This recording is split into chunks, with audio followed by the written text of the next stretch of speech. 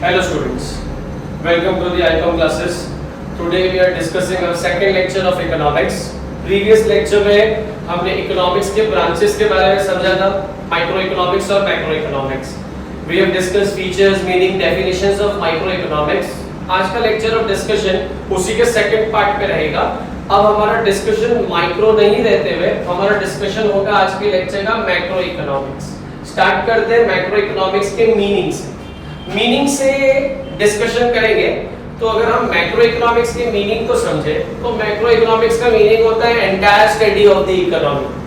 Generally जब भी हम मैक्रो इकोनॉमिक्स में डील करते हैं इस क्लास तो हम एंटायर इकोनॉमी के बारे में बात करते हैं. किसी भी एक इंडिविजुअल का डिस्कशन अभी हमारे टॉपिक में होगा ही नहीं. अभी हमारा जो एरिया ऑफ डिस्कशन रहने वाला है वो बेसिकली एंटायर इकोनॉमी को लेके रहने वाला है.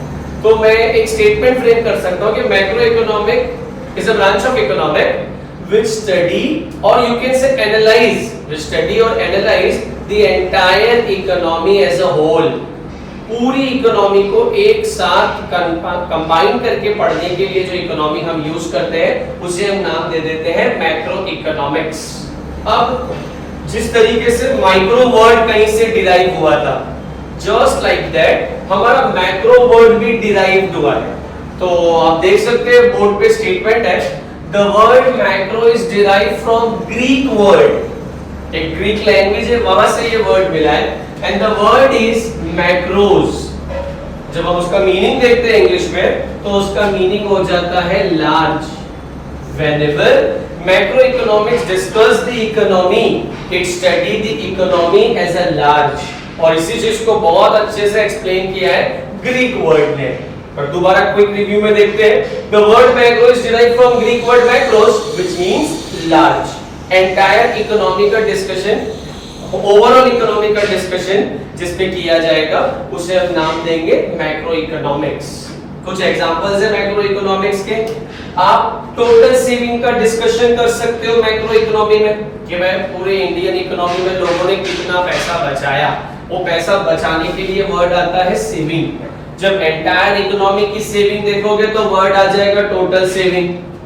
अब सेविंग आया तो जो खर्चा जो बचा लिया वो सेविंग और जो खर्चा कर दिया उसे इकोनॉमी में हम नाम देंगे कंजम्पशन.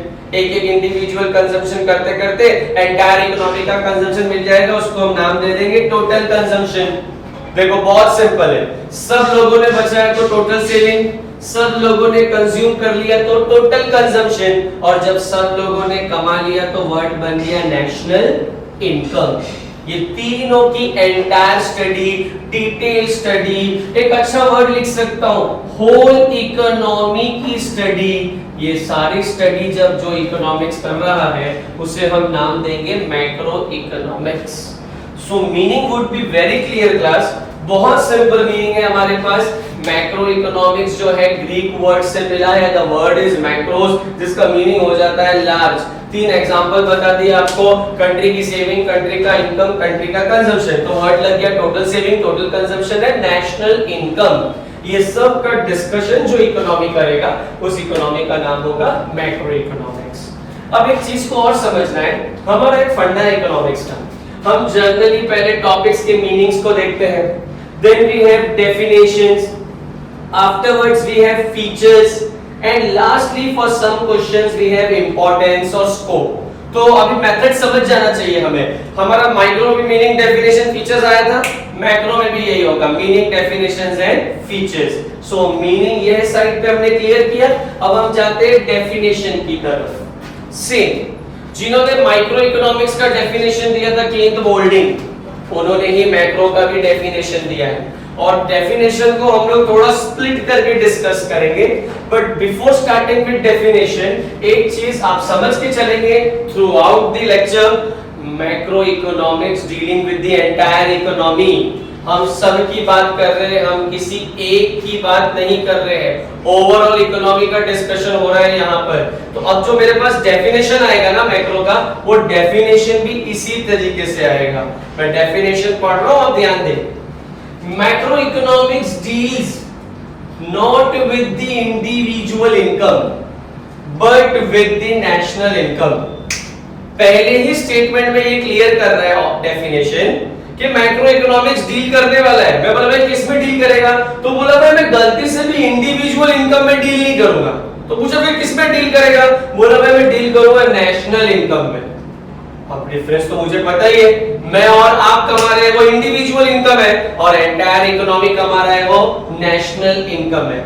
तो मैक्रो ने अपना पहला पार्ट क्लियर कर दिया कि I will discuss the income, but income is not individual, it's always national income.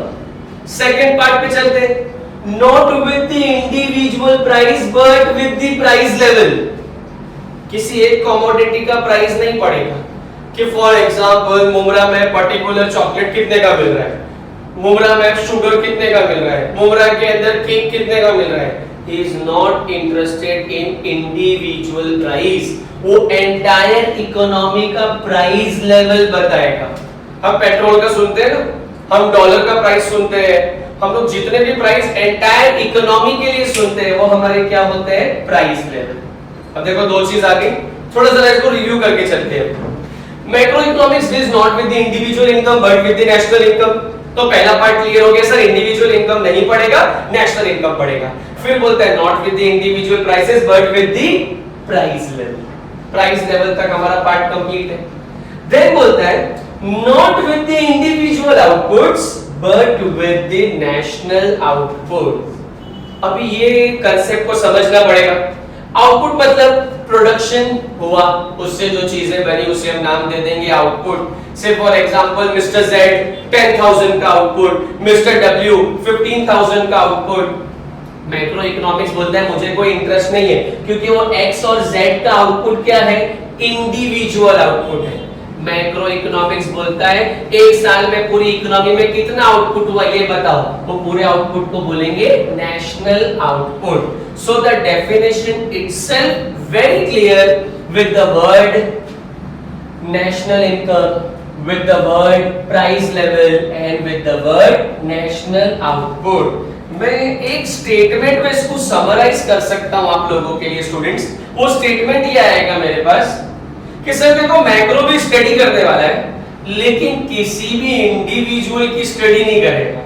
जब भी मैक्रो स्टडी करेगा ना वो ओवरऑल इकोनॉमी की स्टडी करेगा। इसीलिए वो बोलता है not with the individual income but with the national income, not with the individual price but with the price level and not with the individual output but with the national output. तो इन Boulding ने बहुत specifically हमें ये समझा दिया कि macro economics एक concept है जो डील्स करेगा never in individual income but in national income, not with the individual price but with the price level and not with the individual output but with the national output। दो चीजें मैं यहां तक clear कर दिया हूं आप लोगों के लिए, meaning of micro economics and definition of micro economics.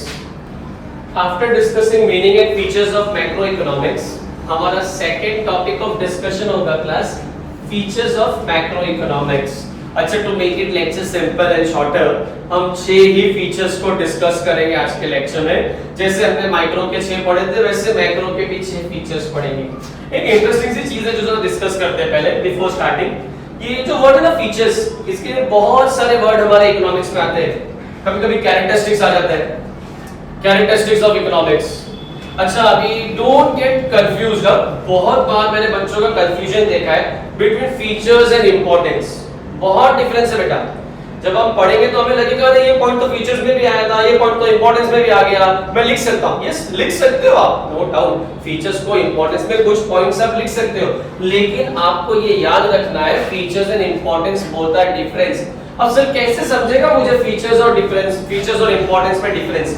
Very simple students, आपके बारे में बताओ वो फीचर्स है, तो अभी मैं मैक्रो के बारे में बता रहा हूं वो फीचर्स है। फिर आप क्यों जरूरी हो ये बताओ, वो इंपॉर्टेंस है। सो अभी हम लोग मैक्रो के बारे में जान रहे हैं, इसलिए मैक्रो के हम फीचर्स देखेंगे। तो फीचर्स, कैरेक्टरिस्टिक्स, ऐसे कुछ वर्ड्स हम यूज करते, बट एग्जामिनर का फेवरेट फीचर्स है। चलो स्टार्ट करेंगे। मैक्रो इकोनॉमिक्स हमको मालूम है एंटायर इकोनॉमी की स्टडी करने वाला है, और वहीं से हमारा पहला फीचर्स बना है स्टडी ऑफ एग्रीगेट्स। अब एग्रीगेट्स का मैंने इजी मीनिंग बता दिया, that is total. Sir macro economics जब भी स्टडी करेगा ना वो एंटायर इकोनॉमी की स्टडी करेगा। अब ये पॉइंट को मैं एलोबरेट करता हूं। ये एग्रीगेट के अंदर कौन कौन आ गया जरा आप ध्यान देंगे। ये एग्रीगेट के अंदर हम 4 लोगों को लेके आते हैं। जैसे हम एग्रीगेट में लेके आते हैं भाई पूरी कंट्री में क्या डिमांड चल रही है, तो वर्ड आ जाएगा एग्रीगेट डिमांड। जैसे अभी रिसेंट एग्जांपल लेते हैं ना, suddenly due to corona virus mask का डिमांड बहुत बढ़ गया, तो वो जो फेस मास्क है उसका डिमांड एक इंडिविजुअल के लिए नहीं बढ़ा है ना, एंटायर इकोनॉमी भी बोलना गलत होगा, एंटायर वर्ल्ड इकोनॉमी के लिए बढ़ा है। हर कंट्री को रिक्वायरमेंट आ गई है मास्क की, तो ये जो मास्क का डिमांड बढ़ गया सडनली, उसको अगर मैं पढ़ूंगा तो वो हो जाएगा aggregate demand. Demand made by all individual और demand made by all consumer, और अच्छे से बोलूं demand made by all buyer, सब लोग मिलकर डिमांड करेंगे, हम उसको बोलेंगे एग्रीगेट डिमांड। फिर जब सारे प्रोड्यूसर सप्लाई करेंगे तो हम उसको बोलेंगे एग्रीगेट सप्लाई। आप और मैं कमाएंगे ना वो पर कैपिटा इनकम, लेकिन जब कंट्री की इनकम की बात होगी ना तो उसके लिए वर्ड आ जाएगा नेशनल इनकम। और फोर्थ वाला इनकम के 2 हिस्से कर देता हूं। जैसे ही आप कमाओगे 2 काम करते हो, खर्चा करते हो, बचाते हो। खर्चा करोगे तो वर्ड आएगा टोटल कंजम्पशन, और बचाओगे तो वर्ड आएगा टोटल सेविंग्स। अब अगर आप देखो तो मैक्रो इकोनॉमिक्स बहुत अच्छे से बोला सर मैं स्टडी करूंगा। मैं बोला भाई क्या चीज की स्टडी करेगा? बोला सर एग्रीगेट की स्टडी करूंगा। मैं बोला तेरे एग्रीगेट में कौन कौन आएगा? तो बोलते हैं एग्रीगेट के अंदर एग्रीगेट डिमांड आ जाएगा, एग्रीगेट सप्लाई आ जाएगा, नेशनल इनकम आ जाएगा, टोटल कंजम्पशन आ जाएगा, टोटल सेविंग आ जाएगा। मैं इस सब के बारे में पढ़ के आपको बता दूंगा, मैंने स्टडी कंप्लीट कर ली। अच्छा इसको एक्सप्लेन कर दिया मैंने ये एग्रीगेट वाले कांसेप्ट से। एक और आइडिया है मेरे पास। मैक्रो इकोनॉमिक्स बोलता है मैं एग्रीगेट स्टडी करने के लिए चला गया एक बहुत अच्छे से जंगल में, जंगल को मैंने नाम दे दिया इंग्लिश में फॉरेस्ट। वो जाके एंटायर फॉरेस्ट को पढ़ के आया, क्योंकि उसका एरिया ऑफ स्टडी क्या है? एग्रीगेट है। जब वो फॉरेस्ट को पढ़ रहा है तो वो किसी भी एक ट्री के बारे में आपको नहीं बताएगा, वो बताएगा ये जंगल में झाड़ कितने हैं, कौन सा झाड़ कौन से फ्रूट वाला है, नॉन फ्रूट वाला है, ये बताने में उसको दिलचस्पी है ही नहीं, क्योंकि उसका area of study is aggregate. So the first point is study of aggregate, जिसमें हम कौन कौन से एग्रीगेट्स लेंगे वो मैंने बोर्ड पे लिखा है। एग्रीगेट डिमांड लेंगे, एग्रीगेट सप्लाई लेंगे, नेशनल इनकम लेंगे, टोटल कंजम्पशन लेंगे, टोटल सेविंग लेंगे। ये अपना पॉइंट नंबर 1 हो गया। पॉइंट नंबर 2 पे आए तो पता चला income theory. Now what do you mean by income theory? थोड़ा कनेक्ट करने का क्लास। माइक्रो को बोला था प्राइस थ्योरी, मैक्रो को बोल रहा हूं इनकम थ्योरी। इनकम थ्योरी कैसे बोल रहे सर आप? बेटा मैक्रो इकोनॉमिक का सबसे बड़ा काम है कि मैक्रो इकोनॉमिक्स सबसे ज्यादा फोकस करेगा on the study of national income. अब what is national income? Income of a country, पूरी कंट्री की इनकम। तो सर मैक्रो इकोनॉमिक्स का क्या रोल है नेशनल इनकम में? बेटा बहुत इंपॉर्टेंट रोल है मैक्रो इकोनॉमी का नेशनल इनकम के अंदर। ध्यान देंगे आप लोग। नेशनल इनकम को कैलकुलेट करना, मतलब नेशनल इनकम कैसे कैलकुलेट होगी भाई। फिर नेशनल इनकम के अलग अलग तरीके, मतलब मेथड्स। फिर मैं नेशनल इनकम कैलकुलेट करते टाइम पे क्या प्रॉब्लम आएगी, डिफिकल्टीज। नेशनल इनकम कैसे चेक की जाएगी, दैट इज मेजरमेंट। ये सारे एरिया हमने किसके हाथ में दिए हैं? मैक्रो इकोनॉमी के हाथ में दिए हैं। इसीलिए इसको हम बहुत बार कह देते हैं इनकम थ्योरी। इनकम थ्योरी ऐसा भी एग्जामिनेशन में फिलअप आ सकता है। Macro economics is known as dash theory, answer will be income theory. Income theory is also known as dash macro economics, क्योंकि भाई मैक्रो इकोनॉमिक्स का मेजर एस्पेक्ट है डिस्कशन अबाउट नेशनल इनकम। तो the features का second point ये चीजों पर होगा कि सर ये बताएगा नेशनल इनकम कैसे कैलकुलेट होगी, क्या मेथड होगा, क्या डिफिकल्टीज होगी और कैसे मेजर की जाएगी। तीसरा पॉइंट बहुत इंटरेस्टिंग है, जर्नल इक्विलिब्रियम एनालिसिस। मैं एक के बारे में नहीं पढ़ रहा हूं स्टूडेंट, मैं एंटायर इकोनॉमी के बारे में पढ़ रहा हूं। मैं एक के बारे में मेरा एरिया ऑफ डिस्कशन ही नहीं है, तो जो मेरा आंसर आएगा ना वो एप्लीकेबल टू ऑल रहेगा। चलिए एक एग्जांपल सुनते हैं। India is a developing country. एक दो लोगों के लिए या एंटायर इंडिया के लिए? ऑब्वियसली एंटायर इंडिया के लिए। तो ये डिसाइड तो एक ही बार हुआ होगा ना कि इंडिया डेवलपिंग कंट्री है। अब ये एक बार डिसाइड होने के बाद हम सब लोग वही मान के चल रहे हैं, बिकॉज वो मैक्रो इकोनॉमिक्स है, उसमें मिला हुआ आंसर क्या है? General equilibrium analysis. हम एक इंडिविजुअल के बारे में नहीं डिसाइड कर रहे, हम एंटायर इकोनॉमी के बारे में डिसाइड कर रहे हैं। इसीलिए हमारा जो आंसर आएगा वो होगा general equilibrium analysis. We are studying for all. हम एक को डिस्कशन में लेंगे ही नहीं। जैसे जनरल इक्विलिब्रियम एनालिसिस पे एक चीज बता सकता हूं मैं आप लोगों को। हमने सर्वे कर लिया मेट्रोपॉलिटन सिटीज ऑफ इंडिया, तो मुंबई आ गया ऑब्वियसली, दिल्ली आ गया, चेन्नई आ गया, कोलकाता आ गया, समहाउ बेंगलोर आ गया, ये मेट्रोपॉलिटन्स में आ गए। अब जो आउटसाइड इंडिया रहते हैं वो भी ये कंट्रीज, वो भी ये हमारी स्टेट्स को, ये सिटीज को इंपॉर्टेंस देंगे। रीजन, हमने इसका जो अप्रोच किया है, जो यूज किया है, वो जनरली किया है, सब लोगों के लिए एप्लीकेबल है। इसलिए third point is general equilibrium analysis. Fourth point, interdependence. Interdependence बहुत इंपॉर्टेंट एस्पेक्ट है। एक साइकिल बना के समझेंगे हम इसे। पहले जरा एक वर्ड से समझते हैं। हमने इंडिपेंडेंट सुना है, जो किसी पे डिपेंड नहीं होता उसे हम कहते हैं इंडिपेंडेंट। लेकिन मेरा इकोनॉमिक्स बोलता है मैं इंडिपेंडेंट नहीं हूं, मैं इंटरडिपेंडेंस हूं।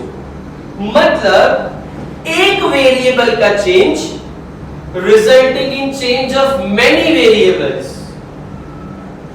दोबारा सुनो, एक वेरिएबल का change resulting in change of many variables. एक चेंज हो जाएगा, उसकी वजह से बाकी सारे वेरिएबल्स भी चेंज हो जाएंगे। सर ऐसा नहीं समझेगा यार अपने को। चलो इसको इजी करते हैं। अपने को ये तो मालूम पड़ गया इकोनॉमी क्या है, इंटरडिपेंडेंस है। अब इस वाला इंटरडिपेंडेंस कैसे होगा समझो।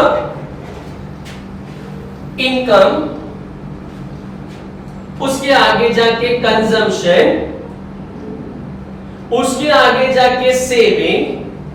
सेविंग बोला मैं आगे जाके बन जाऊंगा इन्वेस्टमेंट। इन्वेस्टमेंट बोला भाई मैं बन जाऊंगा आगे जाके कैपिटल फॉर्मेशन। ये कैपिटल मिल गया किसी इंडस्ट्री को, उसने किया प्रोडक्शन। प्रोडक्शन करने के लिए लोगों को जॉब दिया तो वर्ड आया एम्प्लॉयमेंट। देख जरा ध्यान दे देगा क्लास। कितनी चीजें लिखा हूं मैंने? पहले लिखा इनकम, फिर लिखा कंजम्पशन, फिर लिखा सेविंग, फिर लिखा investment, capital formation, industry, production and employment. अब एक एग्जांपल लेता हूं।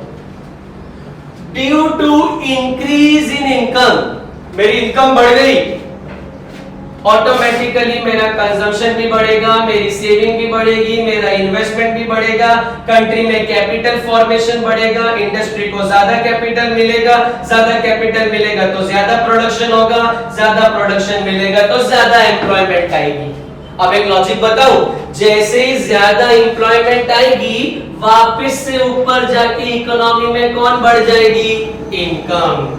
इससे ये प्रूव्ड हो गया कि इकोनॉमी इज व्हाट बच्चा? इंटरडिपेंडेंस। एक वेरिएबल बढ़ा है, कौन बढ़ा? इनकम बढ़ा। इनकम के बढ़ने की वजह से consumption, saving, investment, capital formation, industry, production, employment, सारे एस्पेक्ट बढ़ गए और सबके सब एंटायर इकोनॉमी में बढ़े हैं। क्योंकि मैं मैक्रो में हूं, इसीलिए मैंने मैक्रो को बोल दिया कि मैं जब भी तेरी स्टडी होगी ना वो इंटरडिपेंडेंस होगी। एक स्टेटमेंट है हमारे पास, everything depend on everything else. हर चीज कोई ना कोई चीज पे डिपेंड है। अभी मेरा लेक्चर आपके डेटा पर डिपेंड है। जितना अच्छा डेटा आपका चलेगा उतना अच्छा आपको मेरा लेक्चर समझ में आएगा। देखो इंटरडिपेंडेंस सिखा दिया एक तरीके का। जिसका डेटा नहीं चल रहा होगा उसका लेक्चर थोड़ा सा इम्बैलेंस हो जाएगा या पॉज में जाएगा या बफरिंग में जाएगा। लेकिन अगर डेटा अच्छा होगा तो मेरा लेक्चर और आपको सुनने में मजा आ जाएगी। इसका मतलब हमारा लेक्चर और आपका डेटा भी काफी हद तक क्या हो जाएंगे? इंटरडिपेंडेंस। तो इकोनॉमिक्स वेरी सिंपल, हम यहाँ पे क्या चल रहे हैं? इंटरडिपेंडेंस। फिफ्थ पॉइंट पे मूव ऑन करते हैं क्लास। Lumping method. अब लंपिंग मेथड को मैं कनेक्ट करवाता हूं। प्रीवियस लेक्चर में बोला था micro economics slicing method use करता है। मैक्रो बोला भाई मैं भी मेथड यूज कर लूंगा, तू कौन सा मेथड यूज करेगा? तो बोला भाई मेरे मेथड का नाम क्या रहेगा? लंपिंग। अब लंपिंग कैसे? एग्रीगेट स्टडी, बिग लंप में पड़ेगा। जैसे इसे बिल्कुल भी दिलचस्पी नहीं है कि आपका 10th में क्या परसेंट आया, आप 12th में कितना परसेंटेज लाओगे। इसे इंटरेस्ट है एंटायर इंडिया के अंदर 10th में कितने बच्चे पास होंगे या हुए थे, या 12th में कितने बच्चे पास होंगे। इसका एरिया ऑफ स्टडी क्या हो गया? लंप करके पढ़ने वाला हो गया, इसलिए इसके मेथड को हम नाम दे देंगे लंपिंग। अच्छा, यहाँ पे मैं अपना एग्जांपल रिवाइज करवाता हूँ। यहाँ बोला था ना फॉरेस्ट के बारे में पढ़ेगा, आपको एग्रीगेट वाले पॉइंट में बोला था, तो ये लंपिंग मेथड इसी से रिलेट करो कि ये सिर्फ और सिर्फ कहां पे स्टडी करने वाला है? फॉरेस्ट की स्टडी करने वाला है। बहुत बार एग्जामिनेशन में आता है macro economics uses dash method, answer will be what बच्चा? Lumping method. Point number 6, last point, level of employment. Country का सबसे इंपॉर्टेंट एस्पेक्ट का लेवल भी चेक करने के लिए मैक्रो ही काम आता है। हम सुने ना हमारे पास 3 सेक्टर है इकोनॉमी में। प्राइमरी सेक्टर मतलब एग्रीकल्चर, सेकेंडरी सेक्टर मतलब इंडस्ट्री एंड टर्शियरी सेक्टर मतलब सर्विस सेक्टर। ये तीनों सेक्टर में लोगों को कितनी जॉब मिली है उसको कहेंगे एम्प्लॉयमेंट। और ये लेवल ऑफ एम्प्लॉयमेंट कैसे कम होगा, कैसे बढ़ेगा? With the help of demand, with the help of supply, with the help of aggregate demand and aggregate supply। क्योंकि हम लोग किसमें डिस्कस कर रहे हैं? मैक्रो में डिस्कस कर रहे हैं। तो आप याद रखेंगे aggregate demand and aggregate supply को लेकर चलना है और एम्प्लॉयमेंट का लेवल देखना है, उसके लिए भी कौन काम आएगा? Macro economics. तो ये 6 फीचर्स है, एक क्विक रिव्यू देखेंगे, फिर आज के लिए हमारा लेक्चर वाइंड अप हो जाएगा। Number 1, study of aggregates. Sir total study करने वाला है, aggregate demand, aggregate supply, saving, consumption, ये सब की स्टडी करेगा। नंबर नेक्स्ट, इनकम थ्योरी है, ज्यादातर इसका फोकस रहेगा on the study of national income. Sir एक के बारे में नहीं पढ़ना है, एंटायर इकोनॉमी के बारे में पढ़ेगा, इसलिए पॉइंट आ जाएगा general equilibrium analysis. Fourth, sir economy interdependent है, सारे वेरिएबल एक दूसरे पे डिपेंड रहने वाले हैं। फिफ्थ, पूरी इकोनॉमी को एक साथ पढ़ेगा बिग लंप में, इसलिए lumping method. And last, country में क्या लेवल ऑफ एम्प्लॉयमेंट क्रिएट हो रहा है, जनरेट हो रहा है, डिमांड क्या है, सप्लाई क्या है, उसका ओवरऑल व्यू बताएगा, इसलिए level of employment. Next lecture के अंदर हम इसके आगे कंटिन्यू करेंगे। Stay home, stay safe, thank you.